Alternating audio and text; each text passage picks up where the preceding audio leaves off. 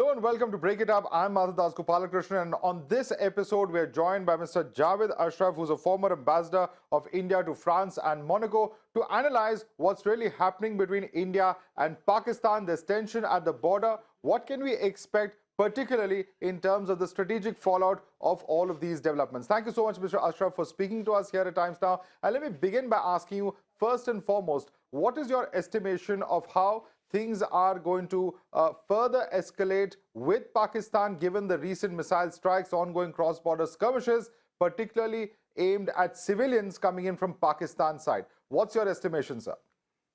Well, I think it follows a natural pattern, which we had in a sense. See, when we went in and had that scale of attack and the depth of penetration and the sort of targets we were able to successfully get, I mean, we were also prepared for Pakistan to respond more aggressively. It could have taken a different path, but it chose to respond militarily by targeting civilian and military installations and places. And it did it in three ways. I mean, a much more, as you said, intensified, elevated and escalated firing across the international border and line of control with dense population living there. There is a massive information campaign, and we have to be very careful about that. And the third, of course, is this standoff weapons, the missiles, the drones that they have twice used, which have been repelled. But I think their objective will be to find one major success with penetrating the sort of air defense wall that we have and hitting a major city or a major military installation, to be able to demonstrate that they can match us and to demonstrate to their audience that they have been able to successfully respond to what they call the Indian aggression. And so I think we have to be careful. It doesn't have to be today. It can be after a pause. They can be alternative methods. For example, they may push for infiltration under the cover of fire along the LOC. There can be other subconventional methods which will be alert to. So I think we are prepared to and alert as we look ahead into the future. Now, I think that the right course of action for them would be at this point to de-escalate. They have shown certain capabilities of their own in terms of, and that they have shown to the audience, their own domestic audience, and maybe to their international partners, that they are capable of retaliating. But I think if they have to recognize that we will perhaps maintain the escalation dominance at every stage of escalation. That's one. The second is that if they expand it from the current domain of warfare to more conventional methods of land wars, or try to take it to the sea, then I think in terms of sea, we have an absolute overwhelming dominance over them, and therefore, and will also prevail on the ground. So I think it would be in a sense prudent. It would be the right thing at this point to treat this as a point of inflection. But wars, as you know, are sometimes just a series of escalation of misjudgments, miscalculation, and less than desired outcomes, so that you try to escalate it further. But we hope the better sense will prevail. Yeah, very interesting that you use the word war, because my next question to you was exactly that. Given the fact that the ceasefire appears to be a thing of the past, are we at war? Because that's a common question that several of our viewers pose to us. I mean, a war happens at so many different levels. I mean, we have a particular notion of wars that we have seen in films in the past. I mean, the nature of conflict has changed. The nature of weapon systems have changed. The instruments have changed. Objectives have changed. You no longer talk in terms of, unless you have territorial expansion ambitions, you don't want to go in with large land forces, occupy territory, and then negotiate. You basically use punitive measures to impose cost in terms of destruction of assets, destruction of or hurt the civilian population, etc. And so for us, from our point of view, you can argue that there's been this low intensity conflict or war of sorts going on for several decades, which is a low cost effort to keep us grounded here. But I think when Pakistan, to my mind, and that's my definition, is when we went in and attacked the terrorist hubs or terrorist infrastructure. We did this as a right to defend and a right to respond. We were very categorical in stating that we have not had any collateral civilian damage, and we've not attacked any military installation. When Pakistan responds, or any country responds, and Pakistan has responded this necessarily by targeting civilian and military bases, then it is actually, in a sense, declaration of war. Now, you may not call it that. And I don't want to sound alarmist about it, but the fact is that, all the instruments of the war were used when they hit back at us with missiles, with drones, and with this heavy firing across the line of control in the international border. So in a sense, you could choose to call it a conflict, or if you want to say, I mean, Kargil was a very similar thing in one sense. It was localized, it had a particular time frame, it was confined to certain domains, but we still called it the Kargil War. So we are, in some sense, I mean, at this very, very unfortunate position. Right. Also, considering that Pakistan's in a mess economically speaking, do you believe that the country is in any position to sustain a prolonged conflict with India? And I'm asking you this especially in the context of today's IMF meeting to review Pakistan's staff level agreement for a $1.3 billion loan. Well, I think everyone knows, and they should have calculated this when they decided to retaliate. And first, I think the army chief, when he made those obnoxious statements a few days before the Pahalgam, this brutal, barbaric Pahalgam attack took place, he should have realized what he was driving his country into, and maybe it had his own domestic political agenda to fulfill. But Pakistan is in an economically very difficult situation. It has a lot of political instability. The institutional structures are weak. The control of the army over the overall system is certainly weaker. You see a lot of resistance and political opposition. The most popular leader, so to speak, is currently in jail. So this is not the best of times for Pakistan. But sometimes the military actually uses this situation, a situation when its own authority and credibility is eroding, Right. to spark a conflict against India, because then it comes to be seen as a guarantor of Pakistan's security and cohesion. Now, we've, I think, changed that narrative in a sense, because in the past there would be, for example, mobilization. There would be, diplomatic pressure. For example, Operation Parakram was a massive mobilization, but they didn't lead to any direct military conflict. So it is able to convey to its domestic audience that it has the only institution in the country that can actually keep the country safe from a larger adversary, that is our enemy, that is India. Now, in this instance, and I think that image or that reputation or credibility has certainly taken a massive beating, and which may also be a reason for the kind of response that you've seen from Pakistan in the past 2 days. Right. But this is and something which will be in our mind also, that we would like to convey to the people of Pakistan. They need to also look at their own internal systems and which way their leadership or their military is taking them. Well, that's exactly the problem. But they say that they are a democracy, but that hardly is the case, as you rightly put it. But you've raised concerns in a recent article about the shift of international attention from terrorism to preventing the war. And you say that Pakistan's link to Pahalgam, as we all know, is beyond doubt, but yet the international condemnation remains very, very measured. Do you think the West is still soft on Pakistan? Are they in a balancing act? We've seen, for instance, the statement that came out of the State Department yesterday. How do you analyze all of this? I think we have to be very realistic about it. Pakistan, they never treat Pakistan as a state sponsor of terrorism, even when during the Afghan war, they were paying money to Pakistan, which was every year higher levels of assistance, while Pakistan was in some sense acting against the interests of the United States or the Western countries.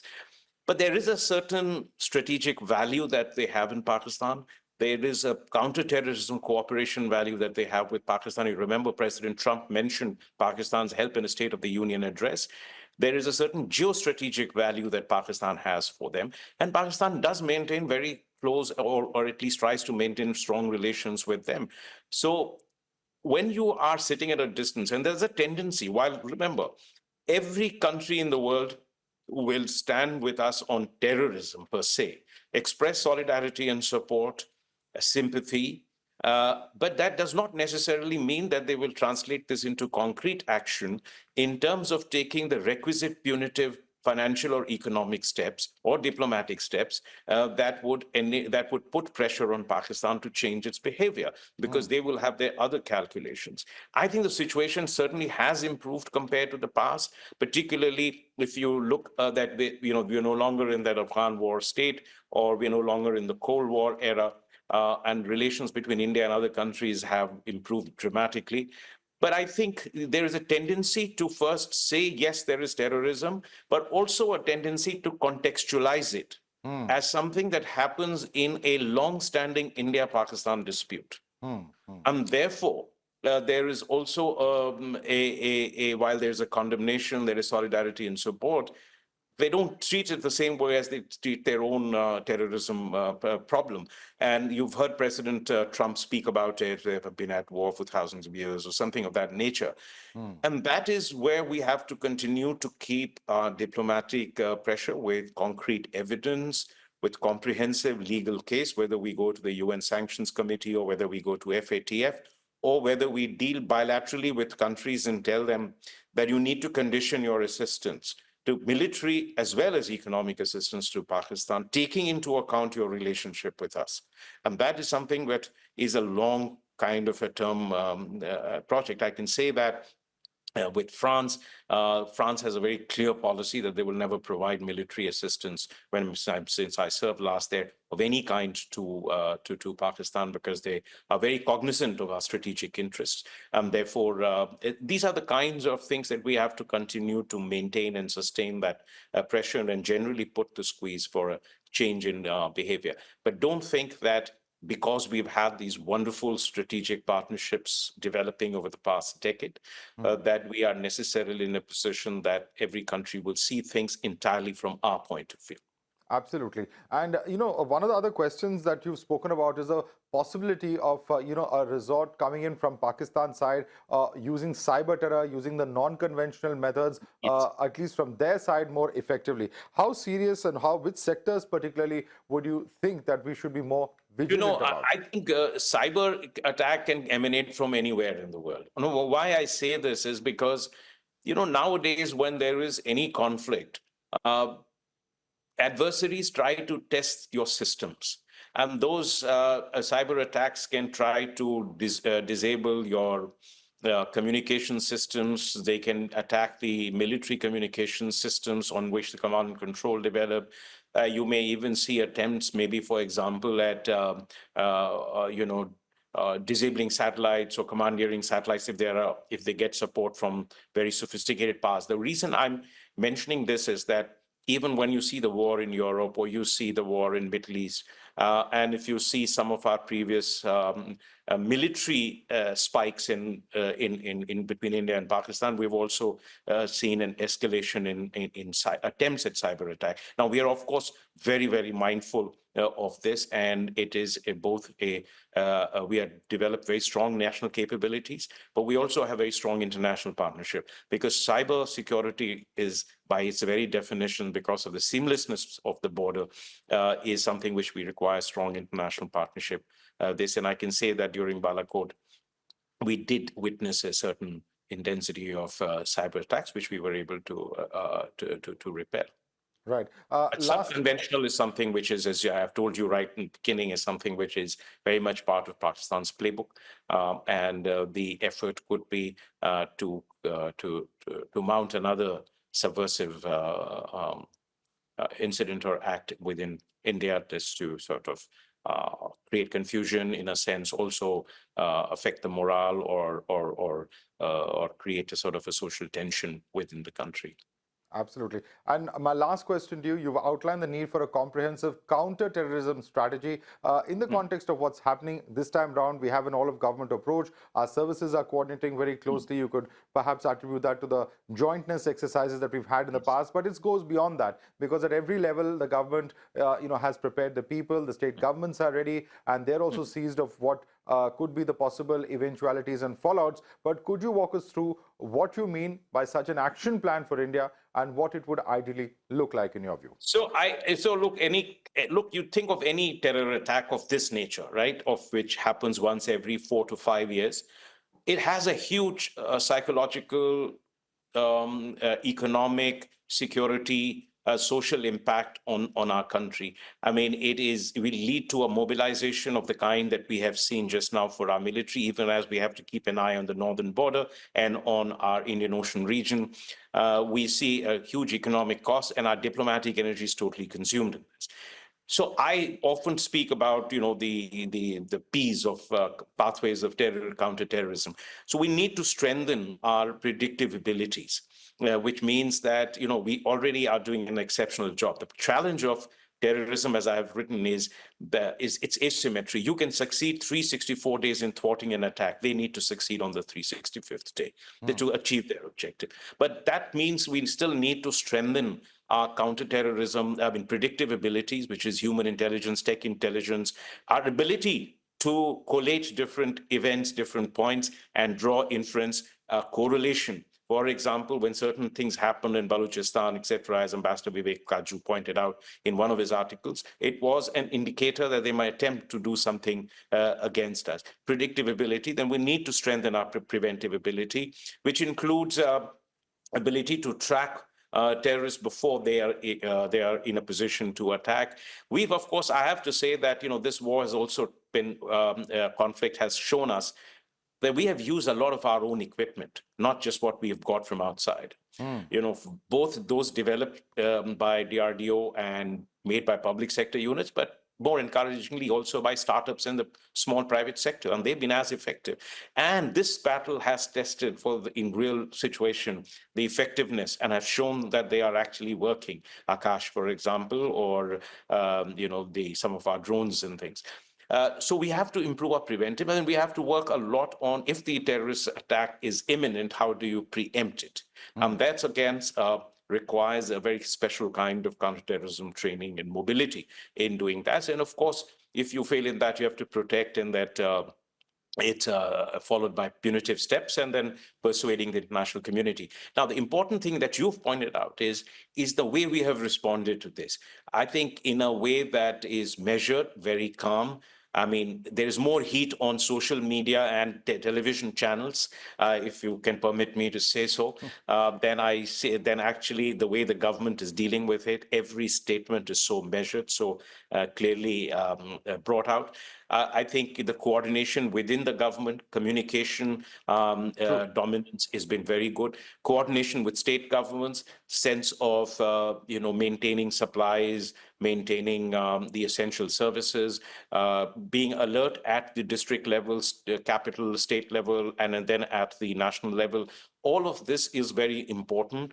And I think over the years, we're improving that capacity. But my point always is that the best way, the best strategy for counterterrorism is to continually try to minimize the probability of it succeeding. And that is a huge disincentive for those who practice or those who follow, terrorism.